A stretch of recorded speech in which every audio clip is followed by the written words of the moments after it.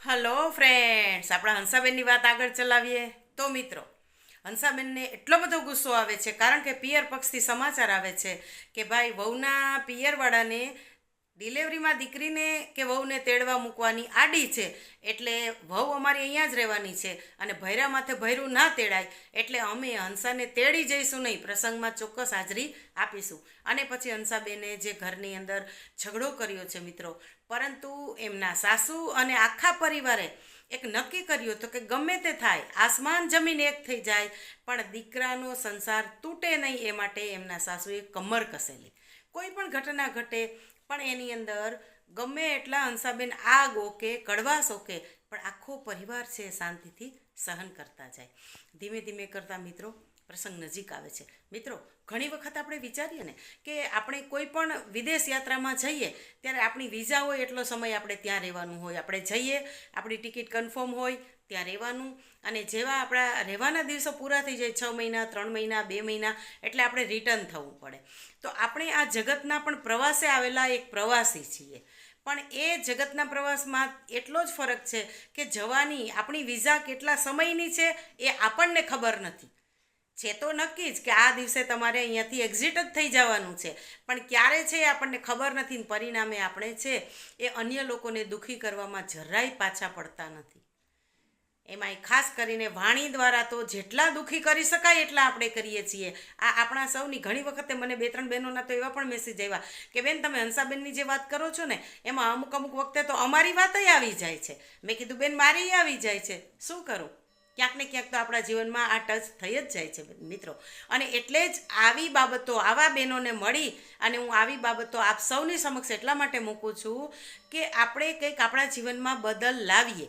ઘણી વખતે આપણે જે કજિયા કંકાસ કે કંઈ પણ કડવાશભર્યું વર્તન કરતા હોય ને એની આપણને જાણ ન થાય, પણ બીજાનું ચરિત્ર જોઈએ ને ત્યારે ખબર પડે, ઓહો એ બેને એમના ભાભી સાથે આવું કર્યું, એમના નણંદ સાથે આવું કર્યું, પણ હું પણ લગભગ એવું જ કરતી હતી એવો આઈડિયા આપણને આવતો નથી મિત્રો. તો મિત્રો, કોઈ પણ માણસ પાસે ધન વૈભવ મિલકત જર ઝવેરાત સ્થાવર મિલકત જંગમ મિલકત કેટલા છે એના ઉપરથી એનું માપ કાઢવાની જરૂર નથી. એનામાં કેટલી કરુણા દયા કૃતજ્ઞતા ઇન્સાનિયત એ કેટલું છે એના ઉપરથી એનું માપ નીકળે. અને મિત્રો, ઉપરવાળાની બેંકમાં આપણી કોઈ મિલકત ચાલતી નથી, પણ આપણી દયા કરુણા આપણી કૃતજ્ઞતા આપણી ઇન્સાનિયત આ બધી મિલકત ત્યાં ચાલે છે ચોક્કસ. તો મિત્રો, અહીંયા એવું થાય છે કે પ્રસંગ આવે છે એટલે હવે થાય કેવું કે પહેલાંના સમયમાં એવું હતું કે માતા પિતા શ્રીમંતના પ્રસંગમાં ન જાય, કન્યાદાન કર્યું હોય એટલે. હવે ભાભી પણ પ્રેગ્નેન્ટ હતા એટલે ભાભી પણ ન આવી શકે, એટલે વાત રહી બહેનોની, એટલે ત્રણેય બહેનો બનેવીઓ પરિવાર સાથે બધા જ વિધિ વિધાન જે કાંઈ વ્યવહાર હતો દેવા કરવાનો એ બધું જ ખૂબ સરસ રીતે કરવાનું થાય એના કરતાં વિશેષ લઈને આવેલા અને સરસ રીતે પ્રસંગ ઉકલી પણ જાય છે.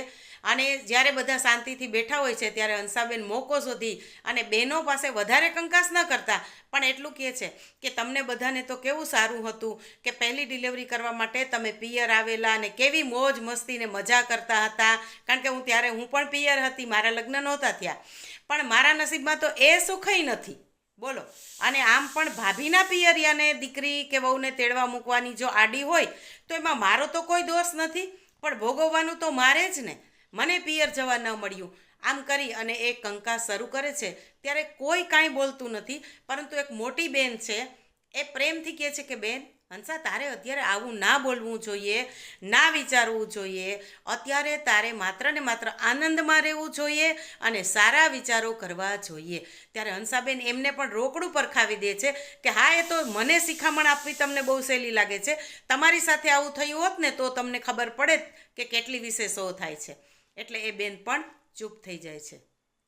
મિત્રો, ઘણી વખતે એવું થાય કે બીજા સાથે સરખામણી કરીને બીજાની ઈર્ષ્યા કરીને બીજાને નીચા દેખાડવા માટે થઈને માણસ એટલો કંકાસ કરે કે એ કંકાસથી ખુદ તો હેરાન થાય પણ અન્ય લોકોને પણ હેરાન કરે. અને આવું જ કંઈક હંસાબેન આપણા છે એ કરતા રહેલા છે.